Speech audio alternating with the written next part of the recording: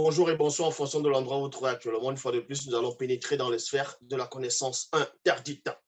Ici, nous allons parler d'un autre sujet qui a déjà défait la chronique, qui a troublé beaucoup de personnes déjà dans le passé. Donc ici, nous parlerons de la nature, la véritable nature de Jésus.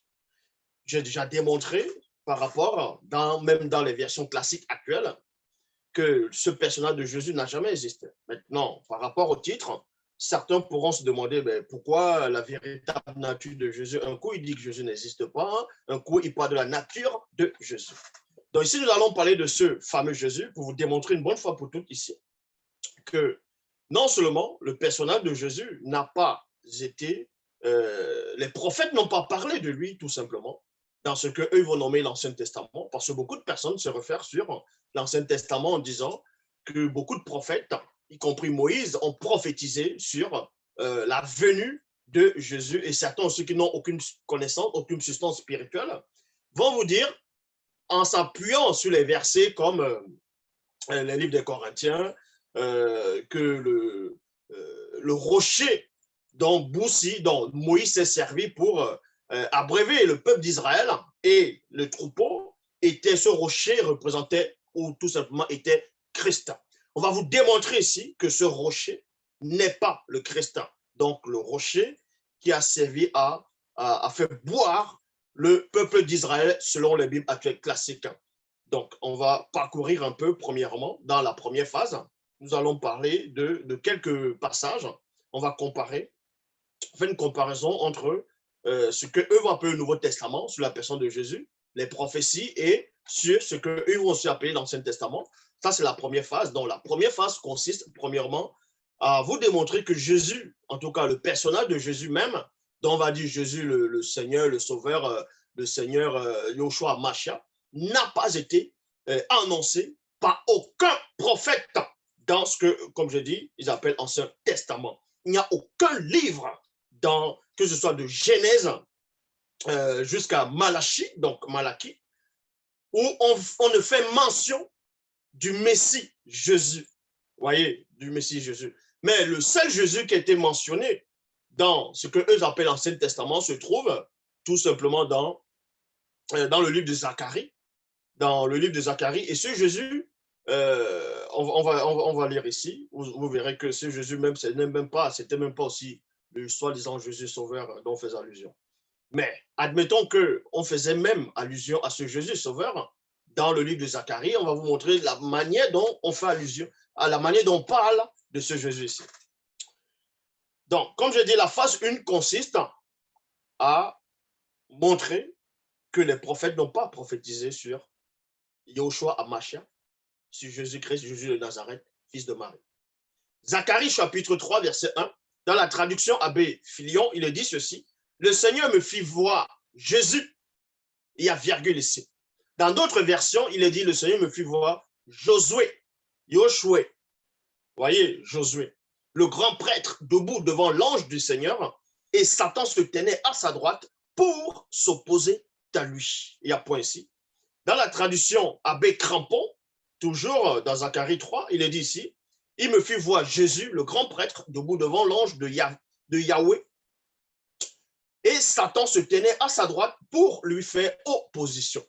Il y a point. Et quand on va dans Zacharie chapitre 3, verset 3, dans la traduction Abbé Filion, il est dit ceci: or, Jésus était couvert de vêtements souillés et il se tenait debout devant l'ange. Il y a point. Verset 4, il est dit: et l'ange prenant la parole dit à ceux qui étaient debout devant lui. Il y a deux points ici. Ôtez-lui. Donc, lui, c'est qui? C'est ce Jésus-là. Ôtez-lui ses vêtements souillés. Donc, on vous apprend ici qu'il avait les vêtements souillés. Et dans ceux qui ont déjà lu la Bible, que ce soit dans son intégralité, vous allez savoir que quand on dit qu'une personne a des vêtements souillés, c'est que cette personne a tout simplement trempé dans le péché. Est dans le péché, a commis une faute, est recouvert de faute, dont ses vêtements sont souillés. On vous montre ici. Pas souillés, sales, parce qu'il s'est traîné dans la boue, non. Ôtez-lui ses vêtements souillés, et il dit à Jésus, deux points, voici, je t'ai enlevé ton iniquité. Dans d'autres versions, c'est ton péché. je t'ai enlevé ton iniquité et je t'ai revêtu d'habits de rechange. Il y a point ici. Donc, pour tout cet état, pour tous ces Mongols qui disent que le nom Jésus, c'est un nom puissant, qu'il est le seul qui avait porté ce nom, on vous montre déjà qu'il y avait une personne déjà qui avait porté le nom de Jésus déjà. Il s'appelait Jésus. Et il avait commis une faute, il était dans le péché. Donc, vous voyez, ce nom même déjà a déjà été souillé. Parce que c'est un nom qui ne peut sauver. Même dans la généalogie, quand on parle de la généalogie, que ce soit dans le début c'est-à-dire dans ce que j'appelle le Nouveau Testament, on va parler de la généalogie de Jésus. Vous allez voir que dans sa généalogie, il y a même d'autres aussi qui s'appelaient déjà Jésus. Ici, maintenant, nous allons vous montrer, dans la phase 1, on va démonter toutes les soi-disant prophéties de l'Ancien Testament que des Mongols, des Tétards, ceux qui sont dépourvus de spiritualité, vont s'approprier pour faire croire que des prophètes majeurs de l'Ancien Testament ont fait allusion à Jésus le Messie, sauveur, fils de Marie. On va vous montrer que c'est faux. Parce qu'il y a apparemment beaucoup de Mongols maintenant qui se lèvent, qui prétendent être de Jésus, sauveur, Dieu, ainsi de suite, mais sans toutefois savoir dans les folies, dans les démence, que ce personnage Jésus n'existe pas. Dans les versets phares que beaucoup de soi-disant pasteurs qui n'ont aucune substance spirituelle vont prendre pour dire qu'on a déjà fait allusion à Jésus, fils de Marie, dans l'Ancien Testament, dans ce qu'eux appellent l'Ancien Testament. Le verset phare, c'est dans Ésaïe chapitre 9 au verset 5. Ésaïe 9, 5, vous pouvez vérifier dans toutes sortes et formes de versions. Moi, je vais prendre la version Bible en français courant, il le dit ici, car un enfant nous est né, un fils nous est donné, Dieu lui a confié l'autorité, il y a point ici. On lui donne ces titres, 2 points, conseiller merveilleux, Dieu fort, Père pour toujours et Prince de la paix. Il y a point ici. Beaucoup de personnes vont lire ce passage et vont penser qu'on fait allusion à Jésus Christ, à Jésus fils de Marie, à Jésus de Nazareth. Mais ça, c'est faux. Ésaïe 9,5 ne fait nullement allusion à Jésus.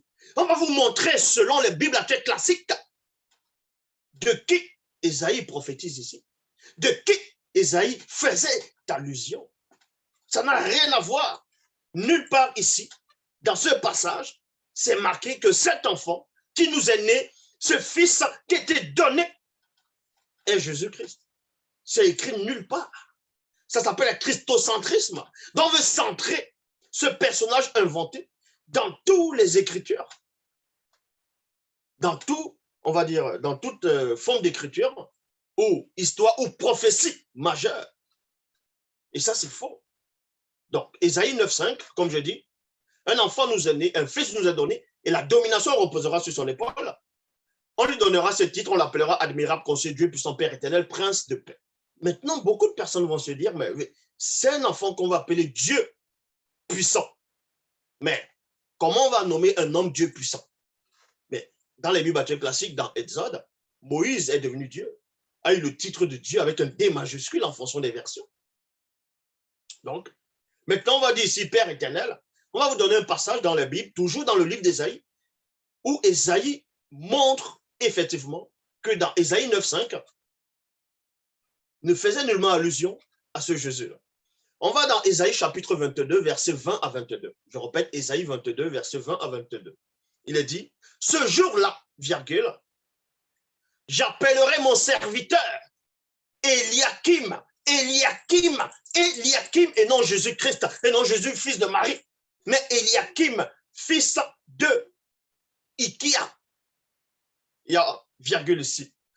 Verset 21, il est dit, je, c'est qui? C'est Yahvé Adonai Jéhovah Elohim, l'Éternel dans les Bibles classiques, qui dit maintenant que lui, Dieu, en fonction de la prophétie que Ésaïe a prophétisé dans Ésaïe 9,5. Ésaïe, dans Ésaïe 22, il détaille maintenant en profondeur le personnage dont il a fait allusion dans Ésaïe 9,5. Il est dit ici, Ésaïe 22, verset 20 à 22. Ce jour-là, j'appellerai mon serviteur. Eliakim, fils de Ilkia, il y a virgule ici, je le revêtirai de ta tunique, et je le ceindrai de ta ceinture, et je mettrai ton pouvoir entre ses mains. Il sera un père. C'est ce Père éternel là dont fait allusion ici. Il sera un père pour les habitants de Jérusalem et pour la maison de Juda. Verset 22. Je mettrai sur son épaule.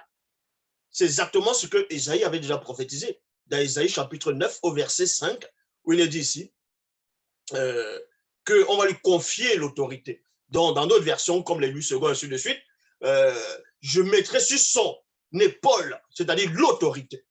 Et Isaïe ne fait que réitérer cela dans Isaïe 22. Je mettrai sur son épaule la clé de la maison de David. Quand il ouvrira, nul ne fermera. Quand il fermera, nul c'est-à-dire ne l'ouvrira. On fait allusion à qui ici? On ne fait pas allusion à Jésus. On ne fait pas allusion à Jésus ici. Isaïe faisait allusion à Eliakim.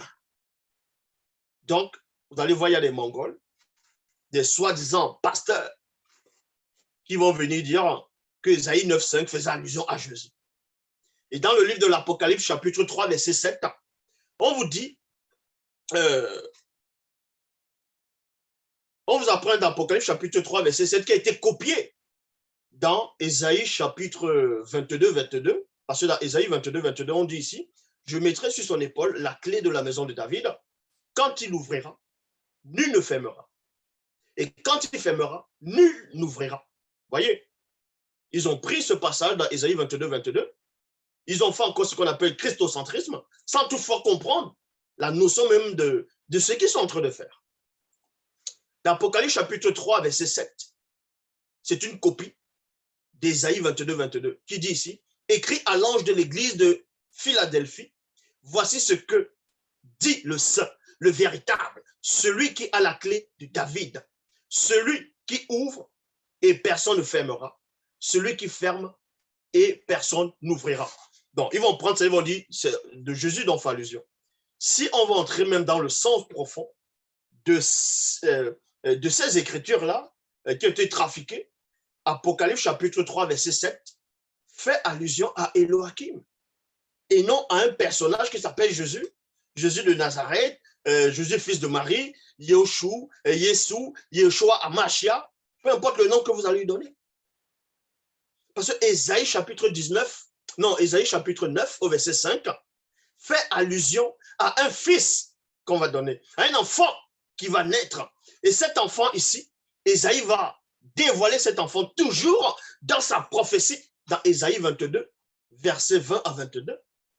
Et dans le verset 22 d'Ésaïe 22, dévoile même encore dans Apocalypse chapitre 3, verset 7, toujours dans les Bibles classiques, comme j'ai dit, écrit à l'ange de l'église de Philadelphie, voici ce que dit le saint, virgule, le véritable, celui qui a la clé de David, qui a la clé de David, à qui on a remis la clé de David, ce n'est pas à Jésus, c'est à Elohim, et plutôt à Eliakim. C'est Eliakim qui a reçu la clé de David. C'est écrit dans Ésaïe 22. Je mettrai sur son épaule la clé de la maison de David. Donc, on va lui confier la clé de David. Et cette clé de David, on retrouve cela dans Apocalypse 3, 7. Celui qui a la clé de David, celui qui ouvre et personne ne fermera. Celui qui ferme et personne n'ouvrira. C'est à Elohim qu'on fait allusion, à Eliakim. Et non à Jésus. Donc, vous voyez qu'il y a des gens qui disent ils ont le bac plus 3, ils ont des licences, ils ont fait des études, ils ont fait de la théologie, ainsi de suite. Ils vont venir dire qu'ils ont reçu des révélations, que Dieu les aurait parlé. Dieu m'a dit, le Saint-Esprit m'a mis à cœur. Ils vont venir faire des débats dans des plateaux, ainsi de suite, pour montrer qu'ils ont la révélation et pourtant ils sont vides. Ils ont la bouillie, on dirait comme s'ils avaient la bouillie dans la tête. Ce sont des personnes, des mongols, des tétards, des pauvres arrivistes qui n'ont aucune substance spirituelle. Donc, ils viennent parler des choses qu'ils ne maîtrisent pas, des choses qu'ils ne comprennent pas parce qu'ils ne savent pas lire. Ils ne comprennent pas non seulement ce qui a été trafiqué, Ils ne comprennent pas ce qui était trafiqué. Mais quand on leur montre la vérité, comment ils vont comprendre la vérité? Ils ne peuvent pas. Donc, ici, Ésaïe 9,5 n'est pas Jésus. Parce que Ésaïe 9,5 fait allusion à Eliakim dans Ésaïe 22, verset 20 à 22. Voilà, premièrement. Et Apocalypse chapitre 3, verset 7 ne fait pas allusion à Jésus. Est-ce que vous comprenez? Si on vient vous dire ça, vous dites qu'on faisait allusion à Eliakim. Parce que vous lisez bien Ésaïe 22, 22. Nous allons maintenant aussi aller toujours dans ce que Eve appelle l'ancienne alliance, sur l'histoire, l'époque de Moïse. Où il y a même des Mongols, ils viennent prêcher sur des rues, dans des rues, ils se mettent à crier. En plein rue, ils crient, ils font des débats, c'est-à-dire dans les villes. Ils commencent à penser qu'ils ont de la connaissance. Ils se mettent à broyer comme des chiens, les voix commencent presque à partir. Ils vont vous dire que Jésus était le rocher. Et que Jésus était le rocher. Que Paul aurait écrit. On va montrer où Paul a écrit, on va vous montrer que c'est faux. Que tout ça encore, c'est la supercherie. Que Jésus était le rocher, que Moïse a fendu, que Moïse a frappé son bâton et l'eau est sortie. Pendant que le peuple d'Israël était dans le désert, ils ont bu de cette eau.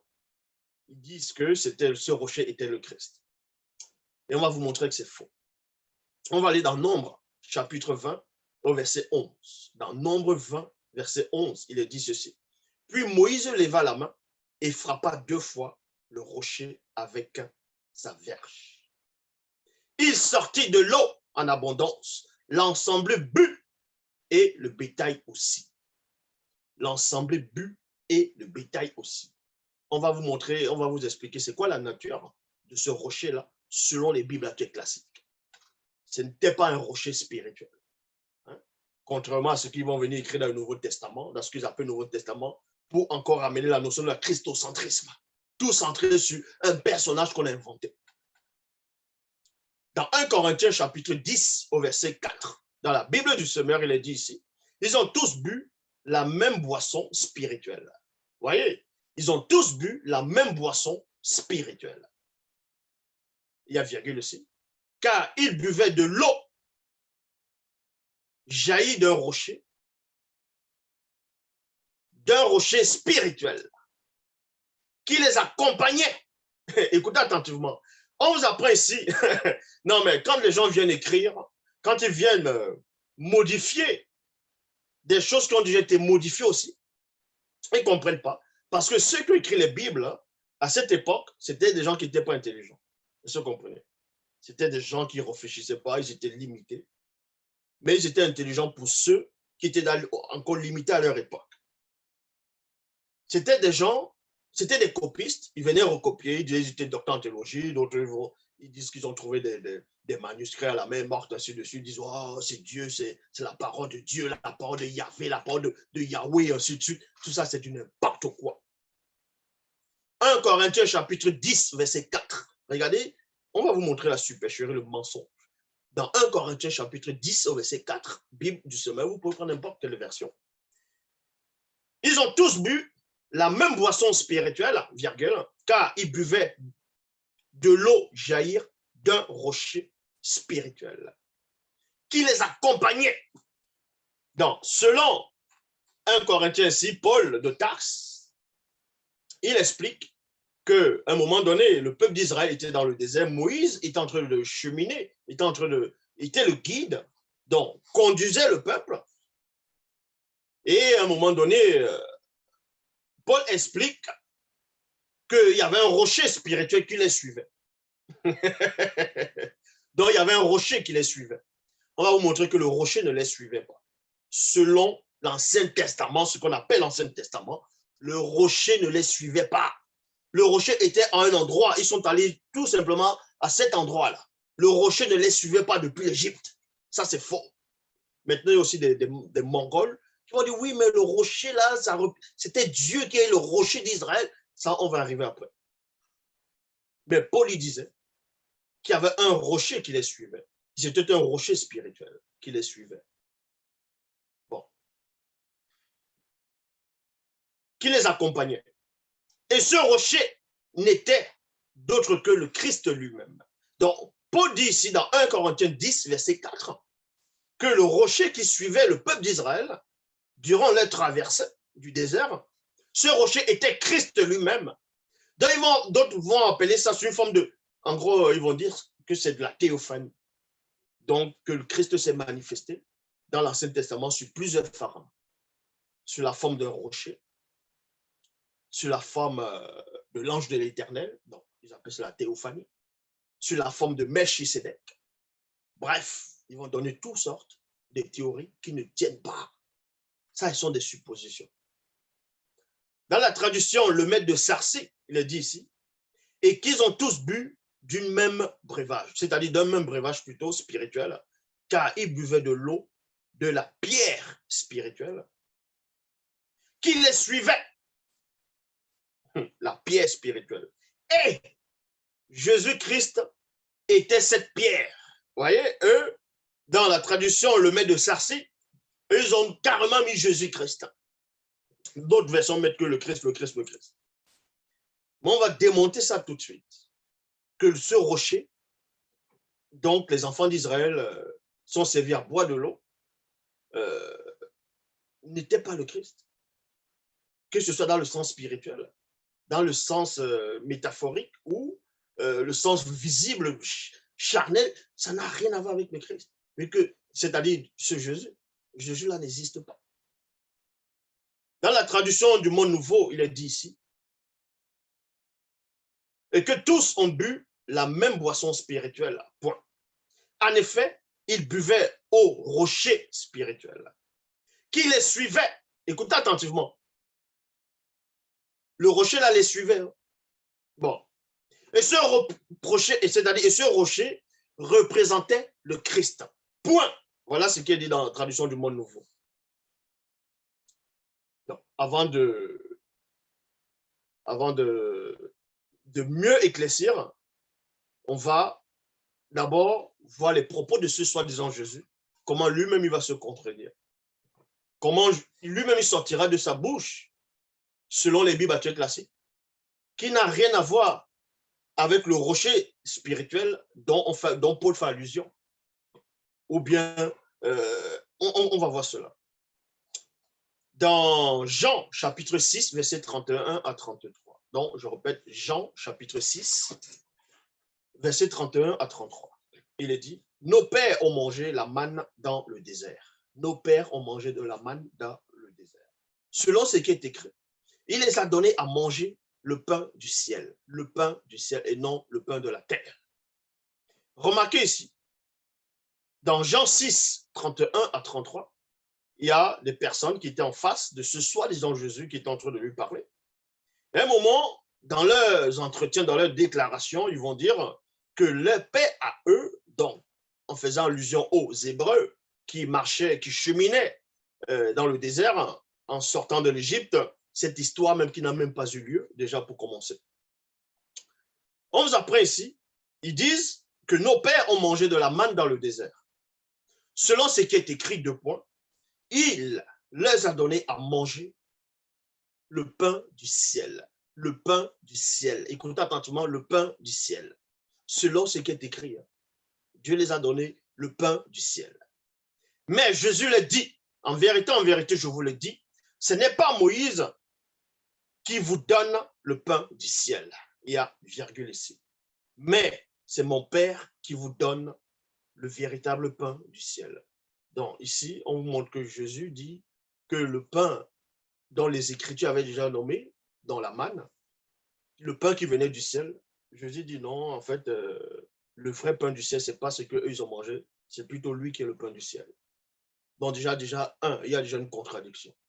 Parce que l'Écriture affirme que ce que les enfants d'Israël ont mangé dans la manne, pendant 40 ans, il y a des versions qui parlent de ça, des passages qui parlent de ça, ils ont mangé la manne pendant 40 ans, ils ont aussi mangé de la viande.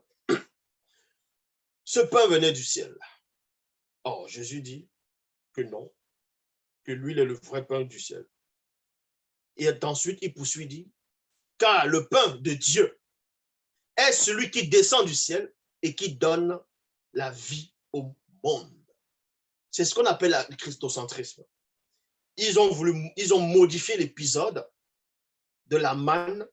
Ils ont pris l'image de la manne qui descendait du ciel, dans le pain qui descend du ciel. Ils ont fait croire, dans les folies de christocentrisme, dire que le vrai pain du ciel, c'est Jésus.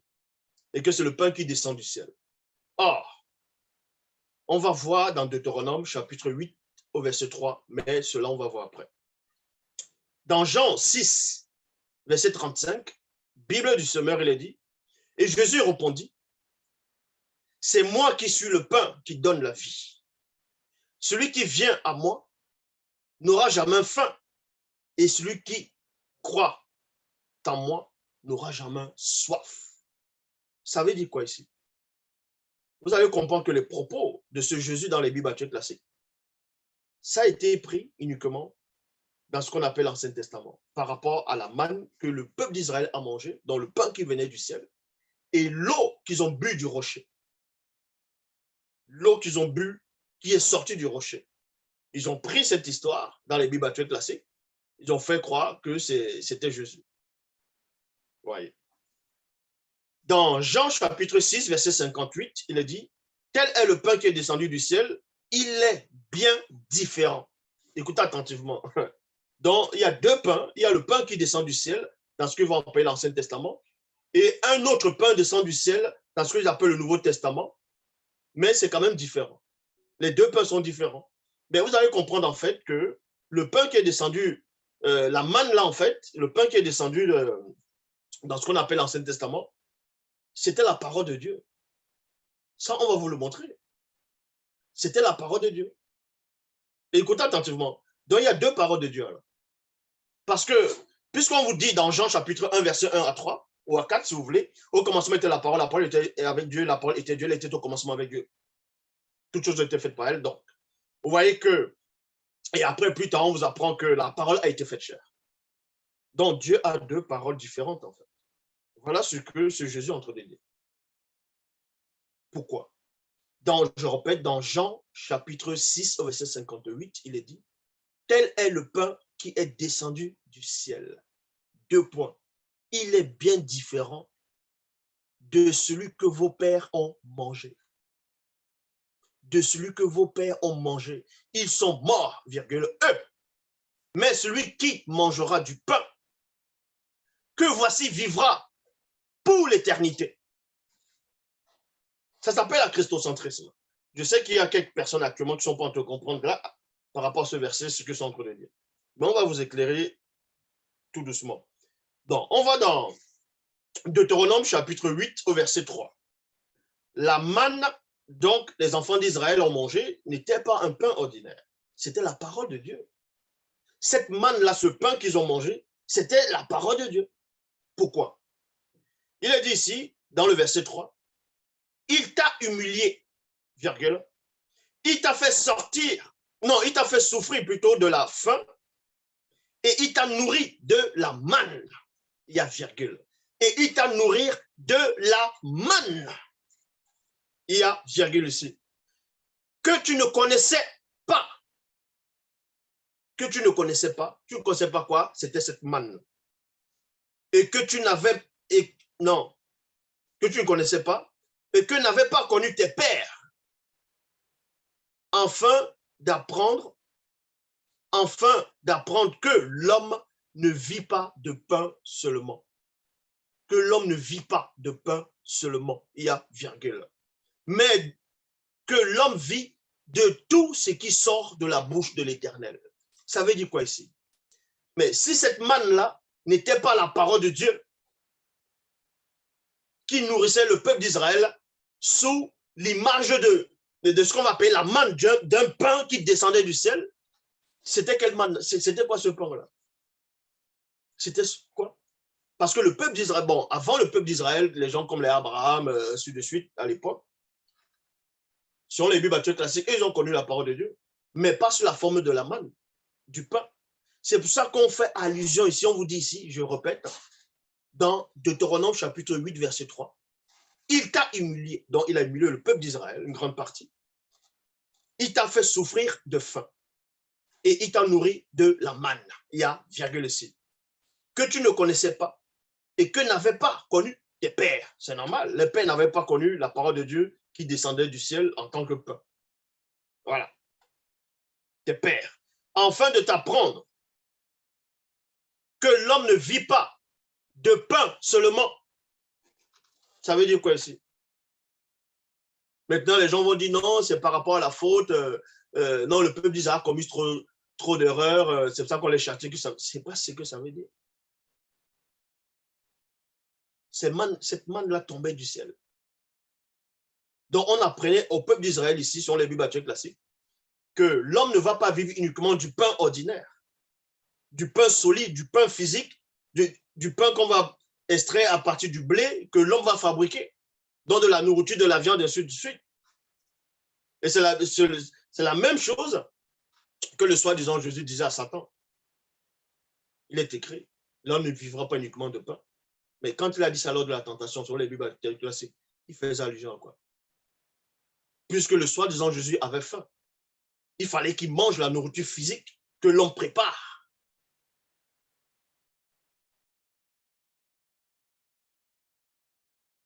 Vous voyez? C'est pour ça qu'il dit, l'homme ne vivra pas uniquement de pain, mais de toute parole qui sort de la bouche de Dieu. Et c'est ce que le peuple d'Israël a mangé, c'était ça, cette manne-là. Mais eux, ils ne savaient pas que la manne qu'ils étaient en train de manger dans le pain qui tombait du ciel, c'était la parole de soi-disant Yahvé. Le peuple d'Israël ne savait pas ça. Maintenant, on vous apprend qu'il y a un personnage de Jésus qui vient, qui dit, en fait, le pain que le peuple d'Israël a mangé au désert, là, ce n'est pas le bon pain. En gros, c'est un pain ordinaire. Ce n'est pas le vrai pain. Le vrai pain que Dieu donne vient du ciel. Mais c'est écrit que la manne venait du ciel.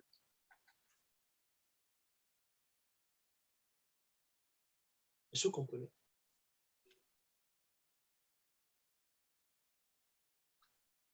Dans 1 Corinthiens chapitre 10, au verset 3 à 4, on va vous parler de ce rocher. On va vous montrer que ce rocher n'a rien à voir avec Jésus. Et non seulement le rocher, là, n'a rien à voir avec Jésus, même si Corinthiens parle de ça. Et qu'il n'y avait pas qu'un seul rocher à cet endroit-là. Il y avait plusieurs rochers. Tous ont mangé du même aliment spirituel. Vous voyez? Donc, on vous apprend ici, Paul lui-même dit que la manne que les Hébreux ont mangée dans le désert, c'était spirituel. Donc, ce n'est pas l'homme qui avait fabriqué ça. Le spirituel, quand c'est spirituel, ça vient d'où? Mais ça vient de Dieu, non? Selon ce que Paul est en train d'expliquer ici. Donc, c'était le pain qu'ils ont mangé. Et ce pain-là venait d'où? Ce n'était pas un pain qu'on faisait à la boulangerie. Le pain-là ne venait pas de l'Égypte. Il n'y avait pas de four pour cuire de pain en plein désert. Le pain-là sortait d'où? Ça sortait du ciel et c'était la parole de Dieu, selon les Bibles classiques. Donc, on vient dire Jésus, il vient raconter des histoires, que ce que vos pères ont mangé là-bas, donc il y a une parole de Dieu qui ne peut pas donner la vie, quoi. Voilà ce que ça veut dire.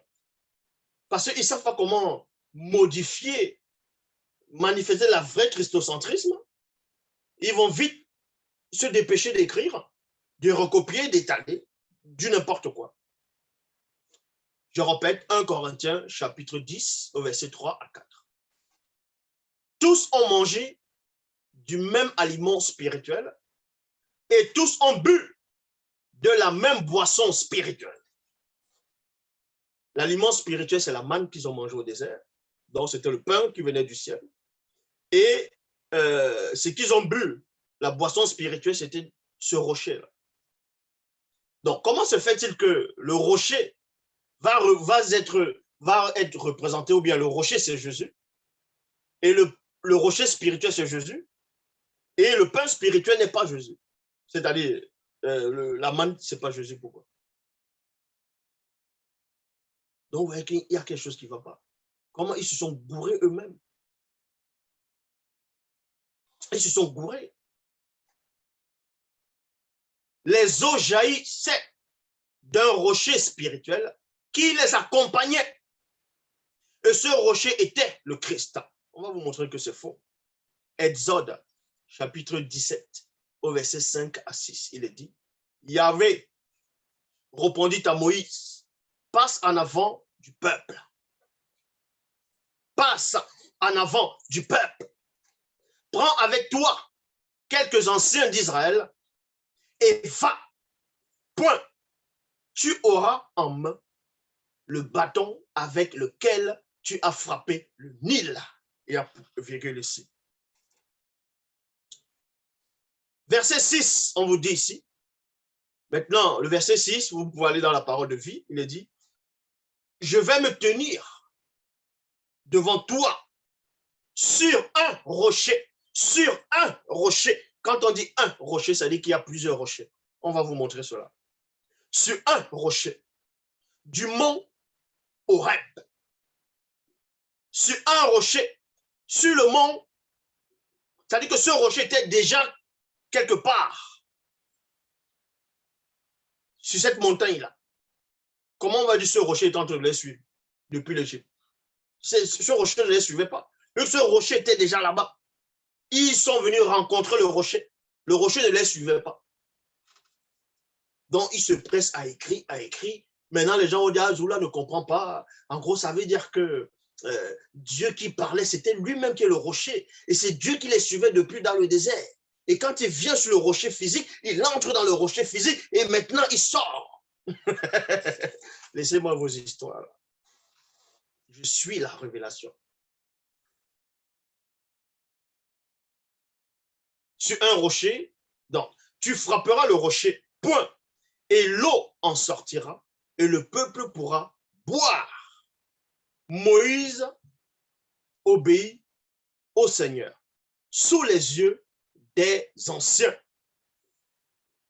Traduction Pierre Guiguette, il est dit ici, et moi je me tiens avant, moi je me tiens avant que tu n'arrives sur les rochers, et non sur le rocher, mais sur les. C'est-à-dire qu'il y avait plusieurs rochers, des rêves. Là, tu frapperas la pierre. D'autres versions, c'est rocher. Ici, c'est la pierre. Il en sortira de l'eau et le peuple boira. Ainsi fit Moïse devant les fils d'Israël. Si le rocher, si cette eau était Jésus, représentait Jésus comme il est dit dans 1 Corinthiens, dans le livre d'1 Corinthiens 10, si ce rocher était le Christ, et que l'eau qu'ils ont bu, c'était le Christ qui buvait spirituellement. Mais le même, soi-disant, Jésus a dit à la femme samaritaine dans Jean 4, que quiconque boit de cette eau, dans l'eau physique, l'eau du sol dans le plan visible, aura encore soif. Mais l'eau que je lui donnerai jaillira en lui jusqu'à la vie éternelle. Donc, si Christ, si soi-disant Jésus te donne de l'eau, tu n'auras plus jamais soif. Bon, expliquez-moi alors pourquoi, quand les enfants d'Israël ont bu l'eau qui était dans le rocher, montrez-moi un passage où c'est écrit qu'après, quand ils ont fini de boire cette eau, ils n'ont plus bu l'eau, ils n'ont plus bu après. Même quand ils sont entrés dans le pays de Canaan où coule le lait et le miel. Donc les enfants d'Israël ne buvaient plus rien après. Ils avaient plus soif après. Ils avaient plus soif après. Quand ils ont bu, soi-disant, ce rocher qui représentait Christ. Donc arrêtez un peu de délirer. On va vous expliquer c'était quoi l'histoire de ce rocher-là. Ce sont des choses physiques. Il n'y avait pas c'était pas, comment on appelle ça? C'était pas un miracle, ce rocher-là. Parce que les gens prennent tout vite au premier degré, ils ne comprennent même pas où se trouvent les miracles, où se trouvent les prodiges, où se trouve la réalité en gros. Dans Nombre chapitre 20, versets 10 à 11, Moïse et Aaron convoquaient l'assemblée devant le rocher désigné. Devant le rocher désigné. Parce qu'il y avait plusieurs rochers. On a désigné un rocher. Pourquoi on a désigné ce rocher-là? Vous savez, ceux qui ont déjà fait ce qu'on appelle le forage, il faut comprendre les choses d'abord du physique avant de comprendre le spirituel. Pour faire sortir l'eau du sol, bon, on peut creuser le puits, on creuse, on va dans les profondeurs en fonction de la couche du sol où l'eau peut se stagner. D'autres peuvent trouver à 10 mètres de profondeur, d'autres à 5 mètres, d'autres à 6 mètres, d'autres à 100 mètres, en fonction de l'orientation. Ça, c'est le puits. Vous creusez, vous creusez, vous creusez. Après, vous allez voir l'eau qui sort. Maintenant, il y a ce qu'on appelle le système du forage. Le forage, c'est quoi? On va forer la terre. Vous voyez, c'est le forage avec les appareils. Donc, on perce le sol. Ça entre, ça entre, ça entre, ça entre à une certaine profondeur. Et là, il y a plusieurs couches dans le sol. Donc, il y a l'argile blanche qu'on va trouver. L'argile blanche doit sortir, il y a l'argile noire qui sort. Et au fond, il y a ce qu'on appelle la pierre ou le rocher. Il y a le rocher sur le sol, dans la terre. Et quand on perce le rocher, il faut percer ce rocher pour que l'eau potable puisse sortir, jaillir. Ça, c'est pas des produits, ce n'est pas des miracles. Donc, quand on a désigné le rocher, parmi les autres rochers, c'est-à-dire que ce rocher-là, il fallait qu'on casse ce rocher pour que l'eau puisse sortir. Parce que les autres rochers, l'eau n'allait pas sortir. C'était à une certaine profondeur déjà, où en dessous de ce rocher désigné, il y avait déjà de l'eau qui passait. Ça n'a rien à voir avec le spirituel, que c'était le Christ et tout ça. Les gens qui ont écrit ces Bibles-là, c'était les gens qui réfléchissaient au Moyen-Âge. Ils ne comprenaient pas la composition. Ils ne savaient rien du visible. Parce que dans leur logique à eux, si on cassait un rocher, l'eau sortait, on dit « wow ». Ça, c'est la magie, forcément, c'est spirituel. Non, non, non. On va même vous donner la nature de ce rocher.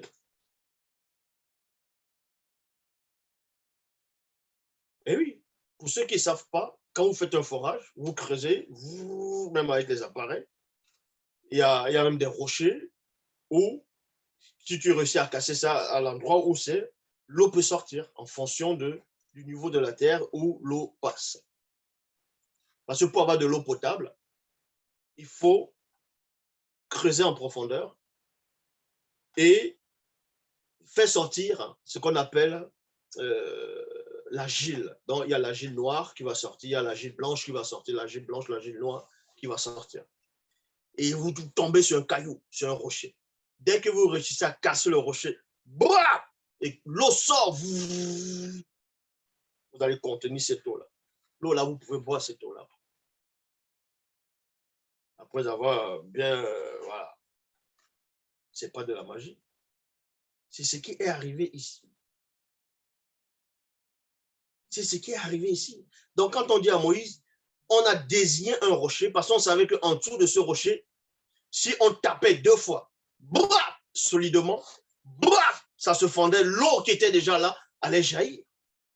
Sinon, on allait lui dire de taper sur n'importe quel rocher. Parce qu'on savait déjà qu'en dessous de ce rocher, il y avait de l'eau. Ça n'a rien à voir avec Christ. Ça n'a rien à voir avec Jésus. Arrêtez un peu de délirer partout. Moïse leva la main et son bâton, il frappa le rocher par 2 fois. Vous pensez que c'était quel bâton? C'était pas un bâton, un bâton, vous allez cueillir là dehors comme ça, là, et puis ça se casse vite. Il y a des bâtons extrêmement solides. Extrêmement solides. Donc, et quand il va frapper sur le rocher, on vous dit ici, il frappa le rocher par 2 fois, l'eau jaillit en abondance et la communauté eut à boire ainsi que ses troupeaux. C'était quoi donc ce rocher-là? C'était quoi cette pierre? Deutéronome chapitre 8 au verset 15, dans la traduction du Monde Nouveau, il dit, qui t'a fait marcher dans le grand et redoutable désert au sol aride et sans eau.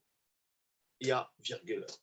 Habité par des serpents venimeux et des scorpions.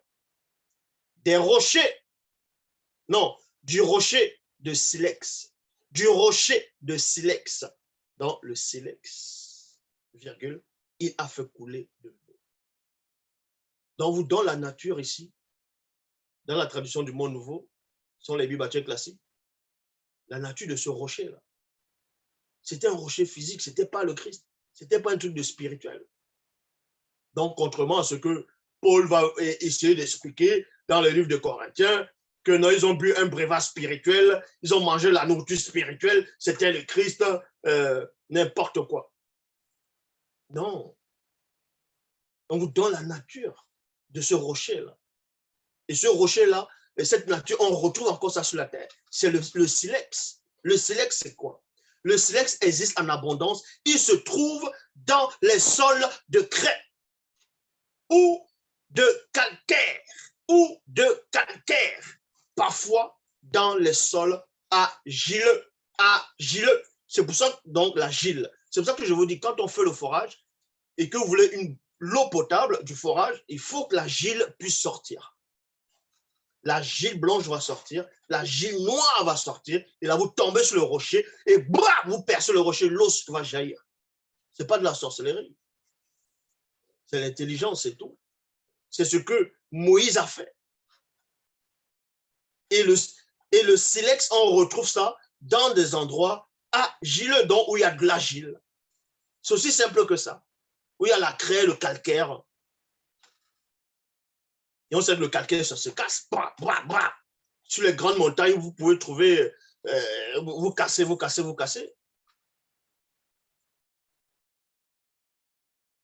Dans d'autres versions, on dit le granit. Et d'autres aussi vont dire la pierre. Et quand vous lisez dans Psaume 105, verset 41, il est dit, il a fendu le rocher. Mais quand il y a déjà trop du calcaire sur une pierre, même si c'était la pierre la plus solide et que c'est avec du calcaire déjà, vous tapez 2 bons coups là, bam, ça commence à se fendiller, c'est tout. Bam, bam, et l'eau va jaillir. C'est ce que Moïse a fait dans les Bibles très classiques.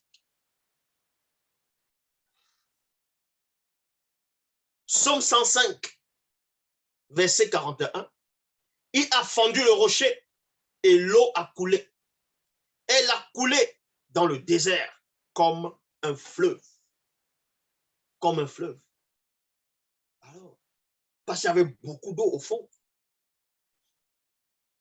Et quand on va dans Psaume 78, au verset 15, dans la traduction écuménique de la Bible, on vous apprend qu'il n'y avait pas qu'un seul rocher. Il fondait plutôt des rochers au désert. Il fondait des rochers et non le rocher. Selon Psaume 78, verset 15, on n'a pas fondu un seul rocher. Donc, il y a plusieurs Jésus alors.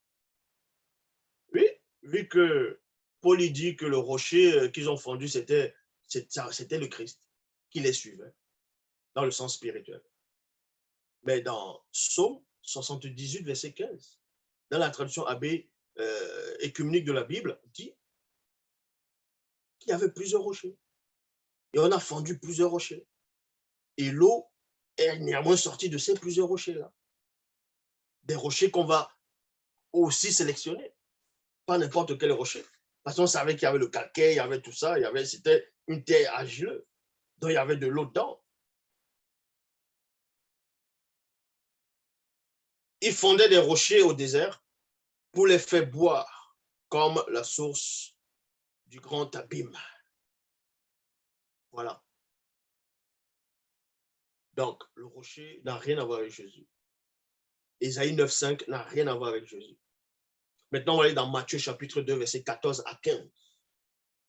Pour vous montrer encore le christocentrisme. Ils ont voulu faire croire qu'il y a eu une prophétie qui parlait de la venue de Jésus. On va dans Matthieu chapitre 2, versets 14 à 15, qui dit ceci.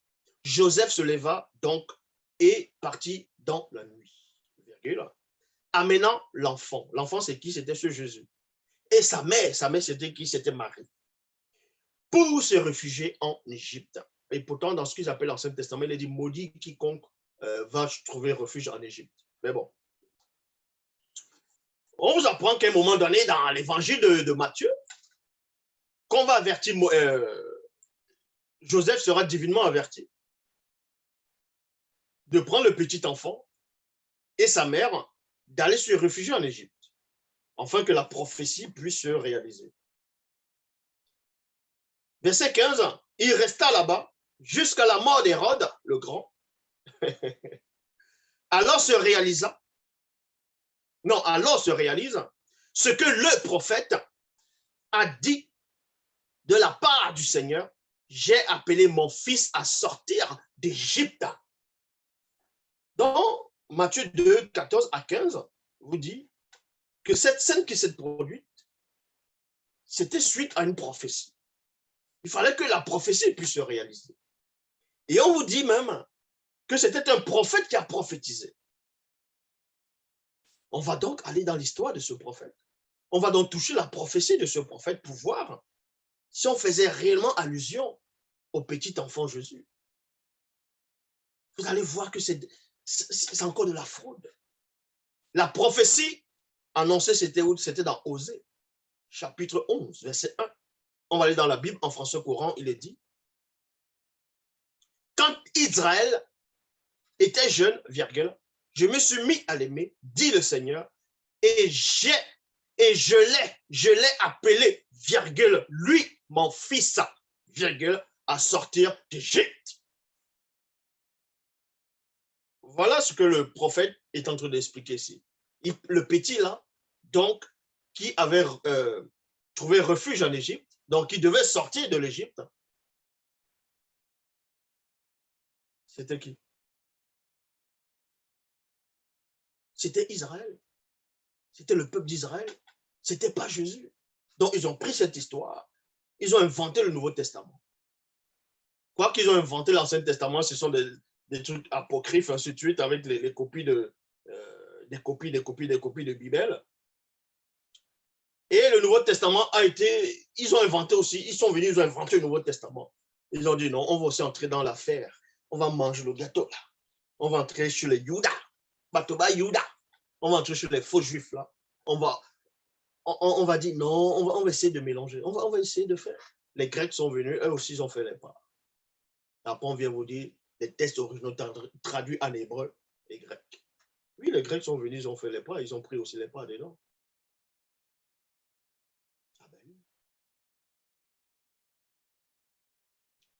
Et ça finit pas. Bible en français, Bible parole de vie, le Seigneur dit, quand Israël était jeune, je l'ai aimé et je l'ai appelé, virgule, lui, virgule, mon fils, virgule, à sortir d'Égypte. Osée chapitre 11, verset 2, Bible parole de vie, il est dit, mais ensuite, puis je l'appelais, appelait qui? Le petit-fils, le petit enfant, dans Osée 11, 1. Dans le verset 2, quand il sort de l'Égypte, on dit ici, puis je l'appelais, puis il s'est éloigné de moi. Donc, montre-moi un passage dans les Bibles classiques où Jésus s'est éloigné de Dieu, il a commencé à adorer les Baals. Mon peuple offre des sacrifices aux Baals. Il brûle de l'encens devant les faux dieux. Puisque le petit enfant qui est sorti de l'Égypte, donc Israël, il s'est éloigné de Dieu après, il a commencé à adorer Baal. Et ils ont pris ça, ils ont inventé une histoire de Jésus, on l'amène en Égypte, après la prophétie, une fausse prophétie même déjà qui n'a même pas eu lieu, dans même Osée 11, 1 à 2, c'est une fausse prophétie vu que le peuple d'Israël, l'histoire de l'Égypte, les Hébreux en Égypte n'a pas existé. Ça c'est faux, je l'ai démontré déjà. Maintenant, ils vont prendre un autre passage, toujours dans ce qu'ils appellent le Nouveau Testament, pour faire asseoir la doctrine de Jésus, donc la christocentrisme. Ils vont aller dans Hébreux chapitre 10. Là, je suis toujours dans la phase 1. Donc, ils vont aller dans Hébreux chapitre 10 au verset 5. Hébreux 10, 5. Il est dit, moi je vais aller dans la traduction David Martin. Ça, c'est la christocentrisme ici. C'est pourquoi, entre parenthèses, dans cette version, il est dit Jésus-Christ, en entrant au monde, dit. Non, il dit à Dieu, tu n'as point voulu de sacrifice, virgule, ni offrande, mais tu m'as approprié un corps. Les animaux brûlés sur les autels et les sacrifices pour les péchés ne te plaisent pas. Alors, je t'ai dit, me voici, je viens faire ce que tu veux. C'est ce qui est écrit à mon sujet dans les livres saints. Vous voyez? Donc, ils ont pris plusieurs, on va dire, plusieurs versets, plusieurs chapitres dans les épîtres, dans les livres des psaumes. ils ont fait un seul bloc pour dire, on faisait allusion à Jésus, que Jésus venait dans le monde, il dit à Dieu, ah Dieu, tu n'as voulu ni sacrifice ni offrande, mais tu m'as formé un corps pour faire, oh Dieu, ta volonté. Donc, je viens dans le livre où il est question de moi, n'importe quoi. Ça, ils ont pris ça. Ils ont pris ça dans le livre des Psaumes. Et on va voir, en allant dans le livre des Psaumes, vous voyez que ça n'a rien à voir avec Jésus. Donc, Hébreu fait allusion, ça n'a rien à voir. On va dans Psaume chapitre 40, verset 1, pour savoir qui c'est déjà qui est en train de parler. Dans Psaume chapitre 40, au verset 1, il est dit, au maître de chant, Psaume de David. Donc, on est clair, on est d'accord, là, c'est David qui va parler ici. Dans Psaume chapitre 40, verset 7 à 13, il est dit, tu ne prends plaisir ni au sacrifice, ni à l'offrande. Là, c'est David qui parle. Tu me l'as bien fait comprendre. Tu me l'as bien fait comprendre. Il y a point. Maintenant, quand on va dans le verset 6, dans la traduction Abbé Filion, il est dit, mais vous m'avez façonné des oreilles. Vous m'avez façonné des oreilles. Parce que dans le livre des Hébreux, il est dit que Dieu a formé un corps à Christ pour venir dans le monde. Donc, tu n'as voulu ni sacrifice offrande, mais tu m'as formé un corps. Donc, ils ont pris dans la traduction Abbé Filion, toujours dans Psaume 40, où, selon quand David prie, il dit ici que Dieu n'a voulu ni sacrifice ni offrande, et Dieu lui a fait comprendre cela. Et maintenant, Dieu a façonné son oreille. Façonner l'oreille, c'est quoi? Dans le verset, on dit, tu m'as percé l'oreille, tu m'as ouvert l'oreille, donc en gros, tu m'as fait comprendre. Maintenant, quand on façonne quelque chose, ça dit qu'on va former quelque chose. Eux, ils vont prendre ce passage où on dit, ah, on a façonné, donc on va dire, tiens, on a façonné tout le corps, donc tu m'as formé un corps. N'importe quoi. Tu ne demandes ni des animaux brûlés sur l'autel, ni des sacrifices pour obtenir le pardon. Alors j'ai dit, me voici, je viens à toi. Maintenant, dans d'autres versions mal traduites, on vous dit non, Christ dit, bon, maintenant, vu que Dieu n'a jamais voulu ni du sacrifice ni offrande, et pourtant Dieu a demandé le sacrifice à Abel là-bas, là, à Abraham, à Noé. Noé a même fait le sacrifice après le déluge. Il a tué certains animaux, il a fait le sacrifice. Dieu a demandé les sacrifices, plein de sacrifices dans l'Ancien Testament. Et maintenant, on vient faire croire aux gens que Dieu n'a jamais pris plaisir au sacrifice. Donc, il est obligé de faire alors qu'il ne prenait pas plaisir à ça. N'importe quoi. Donc, vous comprenez par ici, par là, que quand on vous apprend que le soi-disant Jésus dit je viens dans le livre où il est question de moi, ça c'est faux. La version, en tout cas, où ils ont été tirés, ça c'est dans Psaume 40. Donc, on va lire dans le verset 8, il est dit ici. Alors, j'ai dit, me voici, je viens à toi. Je viens à toi, ça veut dire quoi? Mais vous voyez que ça contredit le livre des Hébreux. Parce que le livre des Hébreux veut faire croire que Jésus, en entrant dans le monde, dit à Dieu que Dieu n'a voulu ni sacrifice ni offrande, mais Dieu l'a formé un corps. Maintenant, il vient dans le rouleau de livre. Dans le rouleau du livre. Le rouleau du livre, c'est pourquoi? C'est pour les hommes, ce n'est pas pour les anges. Les anges n'ont pas besoin d'être sauvés. En tout cas, les anges, soi-disant qui sont au service de Dieu, n'ont pas besoin d'être sauvés. Le rouleau n'a pas besoin d'aller au ciel ou bien dans la maison de Dieu. Mais ça vient sur terre. Or, ils ont mal recopié cela. Or, David lui disait que Dieu lui a fait comprendre que lui, Dieu, il ne veut pas de sacrifice, il ne veut pas les offrandes de sang, ainsi de suite. Et David comprend que, bon, si Dieu ne veut pas ça, moi, lui, David, il va être un sacrifice. Un sacrifice, non pas pour mourir, mais un bon sacrifice, donc, renoncer au péché, ainsi de suite. Donc, il se donne à Dieu. C'est pour ça qu'il dit ici, alors j'ai dit, me voici, je viens à toi. Ce n'est pas que David va aller physiquement à Dieu, c'est par rapport à ses œuvres qu'il doit faire. Et c'est ça un sacrifice. Et c'est ça qui a échappé à ces copistes pour venir écrire le livre des Hébreux. Et tous ceux qui se disent pasteurs ou inspirés, qui vont venir ouvrir les Bibles, voilà, avoir un ministère, aussi tombent tous dedans. Parce que ce sont des pauvres arrivistes. Alors j'ai dit, me voici, je viens à toi. Il y a point. Maintenant, la suite dit, dans le rouleau d'un livre, c'est pas que David entre dans le rouleau du livre. Mais dans le livre des Hébreux, on veut vous faire croire que Jésus entre dans le rouleau du livre. Non. Dans le rouleau d'un livre, parce qu'il y a plusieurs livres, dans le rouleau d'un livre, j'ai trouvé écrit ce que je dois faire. Ben oui, c'était des lois, des préceptes. David doit faire des choses. Il y avait aussi les prophéties sur David. Mon Dieu, je veux faire ce qui te plaît. Mais oui, ce qu'on a trouvé dans ce que David doit faire, c'est de faire la volonté de Dieu, selon les Bibles classiques. Et ta loi est au fond de mon cœur. Là, ce n'est pas fini. Dans la grande assemblée, j'annonce cette bonne nouvelle. Le Seigneur rend libre. Point. Je ne peux pas me taire. Seigneur, tu le sais. Tu m'as libéré. Je ne veux pas garder cela au fond de mon cœur. Alors, je dis, 2 points. Le Seigneur est fidèle et il nous sauve.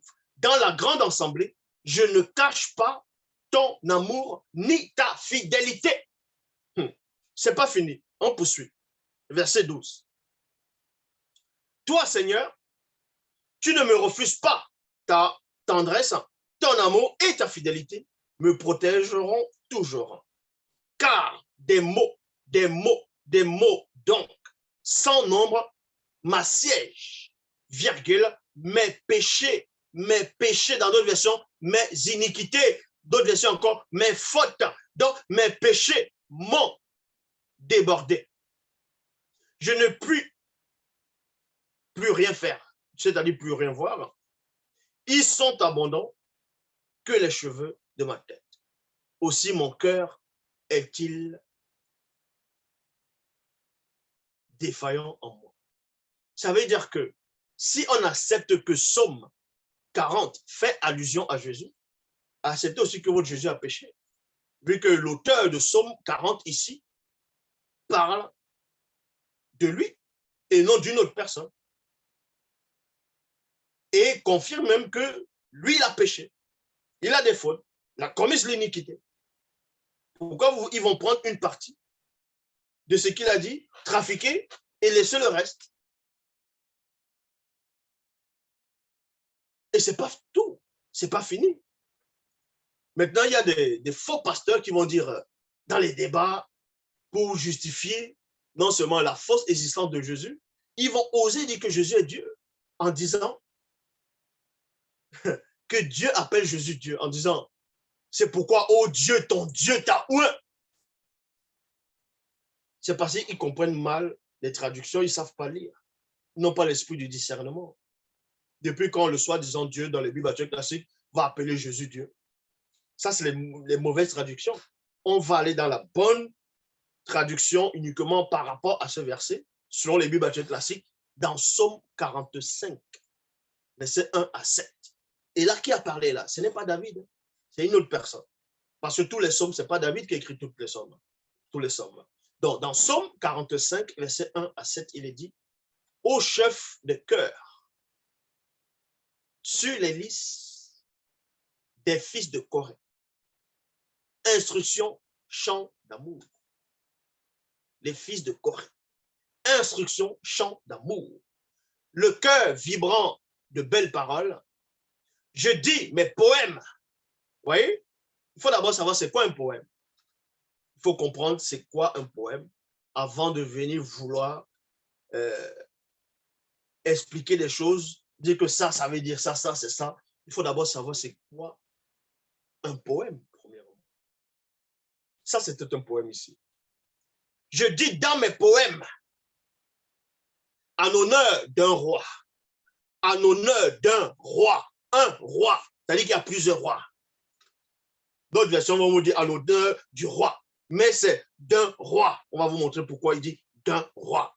C'est un poème qui était fait à un roi qui les a marqués, un roi qui les a subjugués. Ce roi-là, c'était un roi terrestre, c'était un roi de chair, c'était un homme. Ça n'a rien à voir avec Jésus, ici, là. On poursuit. Que ma langue soit la plume d'un habile écrivain. Tu es le plus beau des hommes. Il y a virgule ici. Bon, admettons qu'on dise qu'on parlait de Jésus. Mais dans Isaïe, quand il a prophétisé, on a dit son visage, selon ce qu'il pense qu'on faisait allusion à que c'était Jésus, que Isaïe prophétisait. On dit qu'il n'avait pas de beauté, tout ça là. Mais si Jésus n'avait pas de beauté, c'est-à-dire il n'attirait même pas le regard, mais ce n'est pas de lui qu'on fait allusion ici. Hein. Parce que ici, on dit, tu es le plus beau des hommes. Dans notre version, on dit, tu es l'un des plus beaux, des fils d'Adam, ainsi de suite. Bon. Que ma langue soit la plume d'un habile écrivain. Tu es le plus beau des hommes. La grâce coule de tes lèvres. Aussi, Dieu t'a béni à tout jamais. Donc, Dieu bénit qui? Le roi du poème. C'était un poème. Combattant courageux, qui? Ce roi-là. Combattant courageux, mets ton épée à ton côté et ta grandeur et ton honneur. Tant ton arc est bondi. En route pour défendre la vérité, la douceur, la justice. Que ta main puissante te montre de beaux espoirs. Verset 6. Tes flèches sont pointues, elles percent le cœur de tes ennemis et à point. Lui, virgule, tout le monde tombe sous tes coups. Ton trône, maintenant voici ce qui va semer la confusion dans la tête de ces Mongols, de ces attardés mentaux, des chrétiens, des pasteurs, des soi-disant prédicateurs. Ton trône est comme le trône de Dieu. Vous voyez? Ton trône est comme le trône de Dieu, établi pour toujours. C'est avec justice que tu gouvernes ton royaume. Pourquoi on compare le trône de ce roi fait de chair avec le trône de Dieu? C'est par rapport à c'est-à-dire, c'est un poème. Parce que ce roi, dans ce poème, manifestait la justice, l'équité, la droiture. Donc, la justice, c'est une très grande vertu. Donc, quand tu es juste, tu pratiques la justice, mais tes œuvres ne mourront pas. Même si tu meurs physiquement, tes œuvres vont rester éternelles. C'est-à-dire, la justice que tu appliques va rester éternelle. C'est ça dans le poème qu'il est en train d'expliquer. Mais des gens, ils sont là, ils ne comprennent pas, ils ne savent pas lire. Ton trône est comme le trône de Dieu, établi pour toujours. C'est avec justice que tu gouvernes ton royaume. Il y a point. Psaume 44, verset 8. Ça, c'est dans la Bible pastorale de Marais de Sousse maintenant. Et c'est dans Psaume 44, verset 8, qui trouble beaucoup de personnes. Les gens ne comprennent pas. Ils n'arrivent pas. Parce qu'ils vont lire les versions que eux-mêmes, ceux-là qui sont même venus traduire, eux-mêmes, ils ne comprenaient même pas ce qu'ils lisaient. Ils vont traduire en fonction de leur manque de connaissances. Parce qu'ils veulent introduire la christocentrisme. Et les gens qui ne sont pas éclairés vont aussi tomber là-dedans. Ils vont dire, ah, Dieu a dit, oh Dieu, ton Dieu t'a oint. Non, Psaume 44, verset 8, Bible pastorale de Marais de Sousse, il est dit, tu aimes la justice, tu aimes la justice et tu détestes le mal. C'est pourquoi le Seigneur, ton Dieu, et non, c'est pourquoi, oh Dieu, ton Dieu t'a oint. Déjà même, admettons même qu'on s'arrête sur la version qui va dire, c'est pourquoi, oh Dieu, ton Dieu t'a oint. Ça ne veut pas dire que Jésus est Dieu et que Dieu va oindre encore Jésus qui est Dieu. Ce n'est pas ce que ça veut dire. Mais on va d'abord finir la version et je vous explique. Tu aimes la justice et tu détestes le mal. C'est pourquoi le Seigneur, ton Dieu, t'a donné l'onction avec une huile de joie, de préférence à tes égaux. D'autres versions vont dire, c'est pourquoi, oh Dieu, ton Dieu t'a oint au-dessus de tes égaux. Mais quand on dit, c'est pourquoi, oh Dieu, ça dit que c'était un poème. Ça veut dire tout simplement, quand on dit c'est pourquoi, oh Dieu, il s'adresse à Dieu. Écoutez attentivement. C'est-à-dire quand il dit, oh Dieu, il s'adresse à Dieu. Et il dit maintenant, ton Dieu, il s'adresse maintenant au roi. Que le oh Dieu là, c'est ton Dieu à toi, le roi. Et non que le roi dont il fait allusion, non seulement n'est pas Jésus, et aussi n'est pas Dieu. C'est pourquoi, oh Dieu, virgule, ton Dieu t'a oué. Il n'y a pas que Dieu a ou un autre Dieu. C'est pas ce que ça veut dire. Là, vous venez lire avec vos cerveaux remplis d'erreurs, de confusion. Vous pensez que vous êtes intelligent. Vous n'avez même pas honte. Vous venez là, dans les plateaux, les télés, vous mettez sur YouTube, Zolo là, n'importe quoi. Vous n'avez même pas honte. Sérieux. Non, mais attendez, sérieux. Mais vous n'avez pas honte. Vous ne savez pas lire ou quoi? Non, mais attendez, non, mais attendez, sérieux. Sérieux, quoi. C'est pourquoi, oh Dieu, ton Dieu t'a ouin. Parce que les livres des Hébreux, ils reprennent cela, on dit que c'est Jésus. Donc, vous voyez, Jésus est Dieu. N'importe quoi, il est Dieu. Il n'existe pas.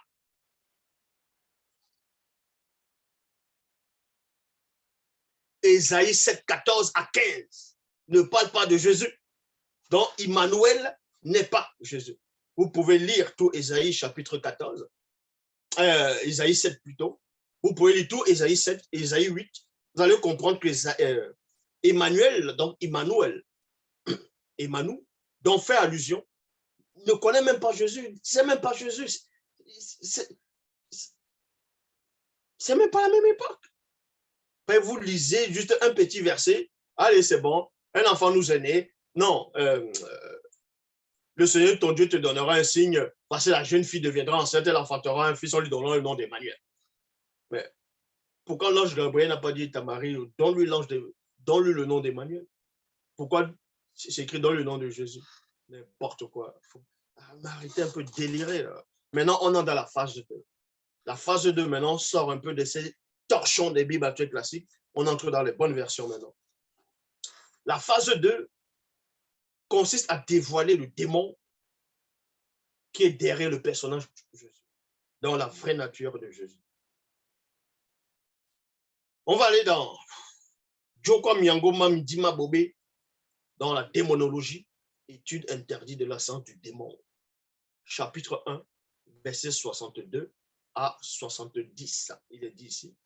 Plusieurs personnes partout dans le monde ont entendu parler d'un personnage connu sous différents noms et appellations telles que Yahushua Amashia, Jésus, donc Jésus, Yahushua, Jésus de Nazareth, Jésus-Christ, fils de Marie, et bien d'autres encore. Mais en réalité, derrière l'image ou le personnage de Yahushua Amashia, donc Jésus de Nazareth, Jésus-Christ, se dissimule un puissant démon guerrier, donc un puissant démon oiseau guerrier, hybride, de haut rang, connu sous le véritable nom de Mitéle. Dont le vrai nom de l'entité qui se fait passer pour Jésus s'appelle Mitéle. Vous comprenez? Il s'appelle Mitéle. Et c'est un démon hybride. C'est un démon oiseau. Pourquoi un démon oiseau? Parce qu'on le représente, le soi-disant Jésus, dans les Bibles actuelles classiques, en fonction de ce qu'eux, ils veulent faire croire aux gens. C'est faux pasteur. Il est descendu sous forme corporelle dans la colombe. Et les gens qui viennent avec les fausses visions disent non, c'est toujours l'aigle dans le livre de Job. De loin, il épie sa proie. N'importe quoi, que c'est l'aigle. Le personnage Jésus, c'est un démon. C'est un démon qui passe de civilisation en civilisation, mais en fonction de différents noms. Il se manifeste en fonction de plusieurs époques. Donc, on vous apprend ici la description de ce personnage, de ce démon qui se cache derrière Jésus, mais en réalité, derrière l'image ou le personnage de Yahushua Amashia, donc Jésus-Christ, de Nazareth, Jésus-Christ, se dissimule un puissant démon, oiseau, guerrier, hybride, de haut rang, connu, c'est-à-dire connu sous le nom de Mitélé. Mitélé qui veut dire détourner, faire disparaître. Parce qu'il veut détourner le peuple, il veut faire disparaître la vraie histoire du peuple noir, le vrai Christ, c'est-à-dire la vraie histoire du vrai Christ, qui est Dieu qui s'appelle. La question est, deux points, qui est donc Mitélé? Mitélé, entre parenthèses Jésus, est un puissant démon oiseau, guerrier, hybride. Écoutez attentivement, dans les profondeurs, on vous donne encore la description prolongée de ce Jésus-là. On retrouve les mêmes attributs dans les Bibles classiques. Verset 65, Mitélé, donc Jésus, est un puissant démon oiseau, guerrier et religieux de haut rang, en même temps, mi-poisson, mi-agneau. C'est pour ça que dans les Bibles classiques, on dit que c'est l'agneau de Dieu. Parce que c'est un démon hybride qui a, c'est un hybride, c'est quoi? Mi-agneau, mi-poisson. Parce que quand on parle d'autres vous disent qu'il est né à l'époque du Verseau, c'est quoi? Que le signe de Jésus sur le poisson, ainsi de suite. Vous allez taper, vous allez voir les multiplications des poissons. Pourquoi il n'a pas multiplié les porcs, autre chose? Pourquoi c'est les poissons, ainsi de suite? Vous comprenez qu'on vous montre déjà les indices de ce démon dans les Bibles classiques, mais vous ne voyez pas. Donc, c'est un démon hybride, démon oiseau, mi-démon oiseau, mi-poisson, mi-agneau.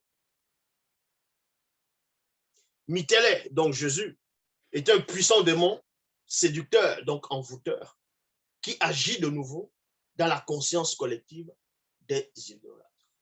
Qui agit de nouveau. Quand on dit de nouveau, ça veut dire que avant le nom de Jésus, avant le nom de Yehoshua, Amashia, Yoshua, Yeshua, ainsi de suite en fonction des noms des appellations, avant même la notion même du christianisme, il existait, ce démon était déjà là, mais on l'appelait sur d'autres noms.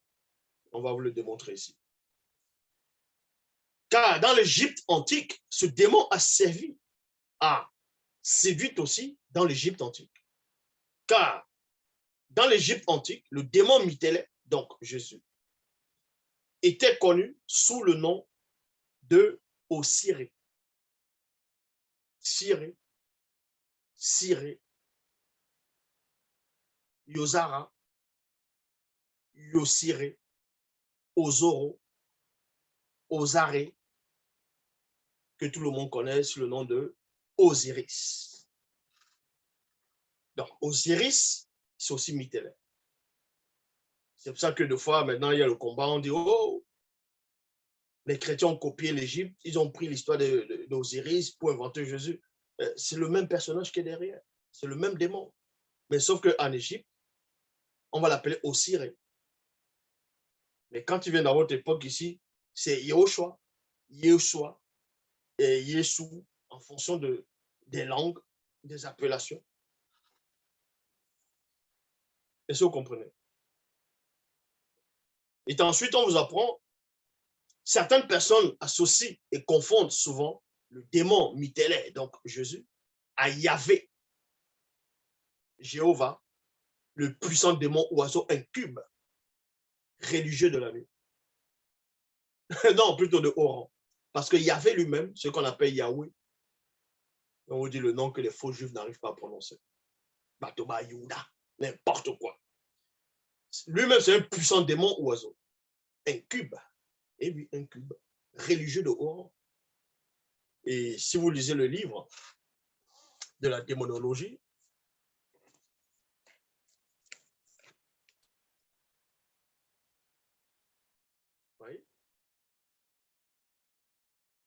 vous allez tous voir. On vous décrit tous les secrets du monde occulte. On vous dévoile les profondeurs du monde occulte, de Satan. On vous dévoile tout. Vous voyez tout en profondeur. On vous révèle la nature même de ce qu'on appelle Yahvé, de comment il a traversé de plusieurs religions, en fait. Tout est contenu là-dedans. La démonologie. Vous comprenez? Là, on vous livre le secret. On dévoile tout. Les plans de Satan, tout. Ce que vous devez savoir. Que même dans les Bibles classiques, ils n'arrivent même pas à décrire. Mais dans la suite, on vous dit ici,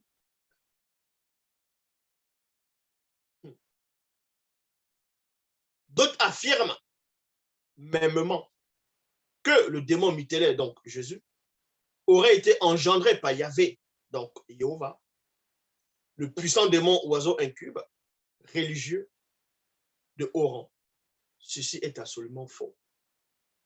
Car le puissant démon Mitéler, donc Jésus, est un grand manipulateur qui se fait passer pour une sorte de sauveur pour ceux du visible. Il ment, se contredit et trompe par des gestes sans que les non-initiés s'en aperçoivent. Même quand il inspire la fausse doctrine. Jokwa Miango Mamidima Bobé dans la démonologie, chapitre 1, verset 726 à 727. Il est dit. Des personnes advides de sensations et de gloire sous la domination occulte du démon religieux prétendent pouvoir ressusciter des personnes mortes au nom de Jésus-Christ, donc le puissant démon oiseau guerrier et religieux de haut rang, mi-poisson, mi-agneau. D'autres affirment pouvoir eux aussi ressusciter des personnes mortes au nom de leurs fausses divinités, donc ancêtres et autres. Or, la seule résurrection n'est possible que par la puissance du verbe de l'homme, en étant dans la vérité. Tout le reste n'est que mensonge issu des démons religieux.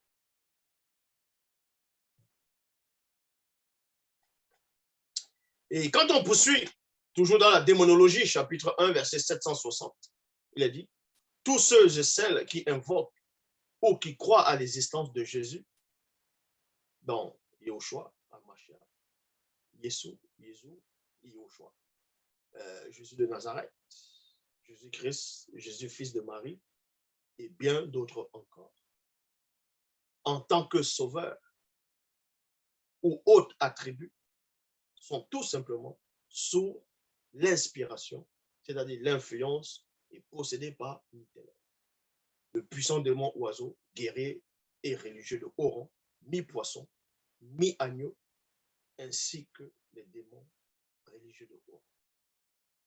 Donc voilà le personnage de Jésus. Jésus, c'est un démon. Ici, on vous dévoile sa vraie nature, qu'il est réellement sa véritable nature de Jésus. C'est un livre puissant, terriblement puissant, puissant qui révèle le monde occulte en profondeur, qui donne les véritables noms des anges déchus, qui donne le véritable nom des démons, comment le royaume de Satan est, comment le spirituel, les vrais noms. On vous explique comment ça se passe dans le monde occulte. Dans ce livre, on vous dévoile même le secret des portefeuilles magiques, de ce que les gens pensent être des portefeuilles magiques, d'enfermer quelqu'un dans une statuette, voyager dans une boîte de sardines. Bref, toutes ces choses sont dévoilées là-dedans. On vous explique le pourquoi du comment. Vous comprenez.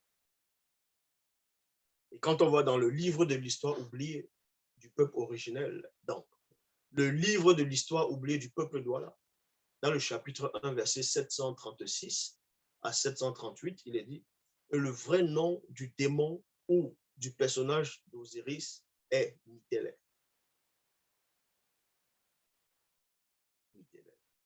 Donc,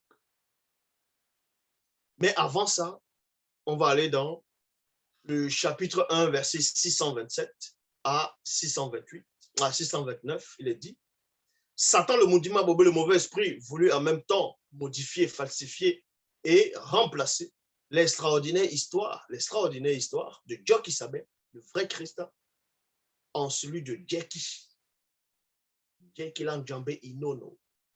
Donc, Inono, Inono, Inono. Dans une très grande partie du peuple, non, et une très grande partie du peuple noir fut trompée et égarée par Satan, le maudit Mabobé, le mauvais esprit, avec des récits falsifiés, modifiés et inventés. Car bien longtemps avant la falsification des récits authentiques des Écritures, originaux issus du peuple noir, dont les Douala, un complot était planifié à l'époque visible de Djoki Sabé, le vrai Christ, et l'extrait de ce récit authentique. On retrouve l'extrait du récit authentique énuméré là-dedans et aussi dans Kalatambale, qui est toujours Kalatambale ici. Donc, dans le livre du peuple Douala, dans le livre de l'histoire oubliée du peuple Douala, chapitre 1, verset 736 à 738, il est dit ici, et le vrai nom du démon ou du personnage Osiris Semiteller. Donc, détourné, fait disparaître. Ainsi donc, l'histoire de Djoki Sabé, qui est le vrai Christ noir ancestral, qui était un Douala, fut plagié, modifié durant des siècles passés jusqu'à nos jours. Dans chaque civilisation, donc nation, peuple et tribu, le personnage de Djoki Sabé fut nommé, mais sous différents noms et aspects. Est-ce que vous comprenez? Donc, tous ces attardés mentaux qui se lèvent, qui disent qu'ils sont Jésus, vous pouvez toujours vous lever en disant que vous êtes Jésus, mais que Jésus n'existe pas. Parce que vous-même, dans votre démence, vous croyez aux inventions, donc vous dites que vous êtes des inventions. Vous voyez, vous êtes, franchement, ça fait comment d'être vous, en fait. Ça fait comment de ne pas être intelligent. Ça fait comment d'être dans une matrice. Et vous défendez la matrice. Vous défendez les agents de la matrice en disant que, ah, voilà vos sauveurs. Que vous êtes des piles. Vous servez à quoi, en fait? À quoi vous servez? Vous êtes des mauvaises ondes. On n'a pas besoin de vous. On n'a pas besoin de vous. Vous ne servez à rien. Vous n'apportez rien sur terre. Dans le développement, vous n'apportez rien. Vous apportez quoi? À alimenter une fausse croyance, des religions dites révélées, des choses qui n'ont pas de sens.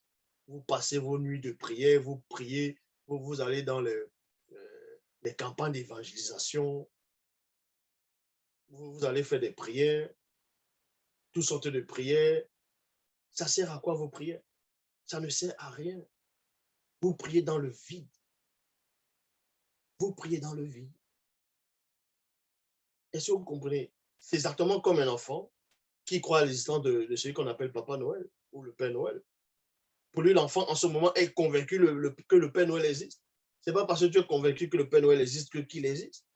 Ce n'est pas parce que tu penses que tu vas passer ton temps à prier, à chanter les louanges que tu penses que ton Dieu existe. Il n'existe pas. C'est un démon qui est derrière.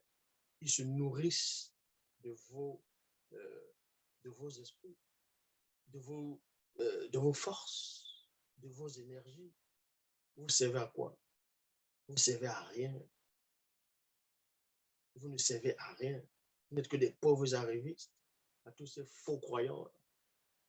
Vous venez polluer l'oxygène dans le visible. Vous êtes des pauvres parasites. Vous êtes des cafards, comme des cafards. Eh oui, c'est ça votre place. Vous représentez la race des cafards. Je le dis, vous représentez. Tous ces croyants dans le monde représentent la race des cafards. Vous ne servez à rien. Vous ne servez à rien. À pas aller, quoi, faire des jeûnes, prier. Mais ça sert à quoi vos histoires là? Ça apporte quoi à l'humanité? Ça apporte quoi? Ça change quoi? Vous inventez des histoires. Ah, tel est mort, il allait au paradis, il a vu Jésus. Jésus l'a renvoyé, il a dit l'enfer existe. L'autre allé au paradis, il a vu ça. N'importe quoi. Tu es en train de délirer. Vous savez en vous-même que vous délirez, vous n'avez même pas honte. Des pauvres esclaves. Et vous voulez parler avec moi parce que j'ai votre temps, parce que vous existez. D'où je viens, vous n'existez même pas. Parce que je suis manifesté dans le passé, qui est votre présent. D'où je viens, vous n'existez pas. Est-ce que vous comprenez? Vous n'existez pas. Dans ce monde, vous êtes, on vous met dans la catégorie des cafards. Les cafards dans une maison, qui se baladent, qui montent sur les rideaux, qui vont dans les placards. Vous donnez des titres, des bishops. Dieu m'a dit, vous voulez enseigner, vous enseignez quoi? Vous enseignez quoi? Vous n'avez même pas honte. On fouette vos ancêtres, on les massacre, on les tue, on les réduit en esclavage, une partie.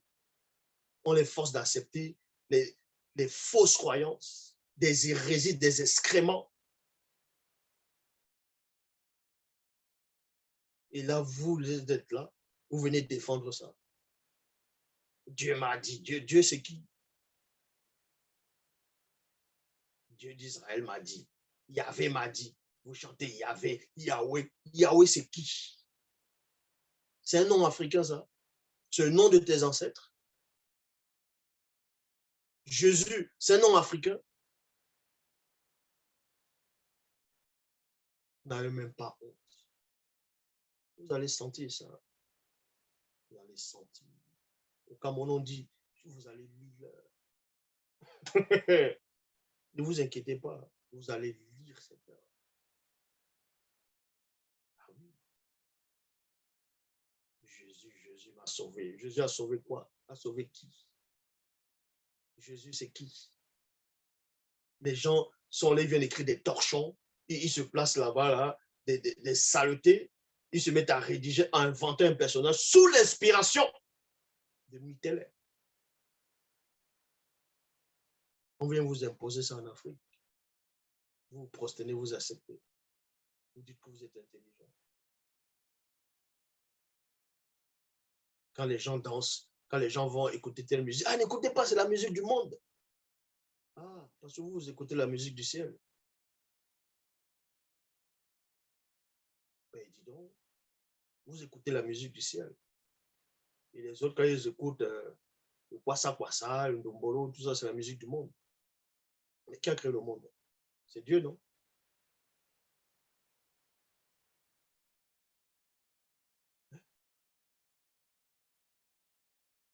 N'importe quoi. Vous ne servez à rien. Vous ne servez à rien. Oh, moto. Regarde ces cafards dans le sens spirituel.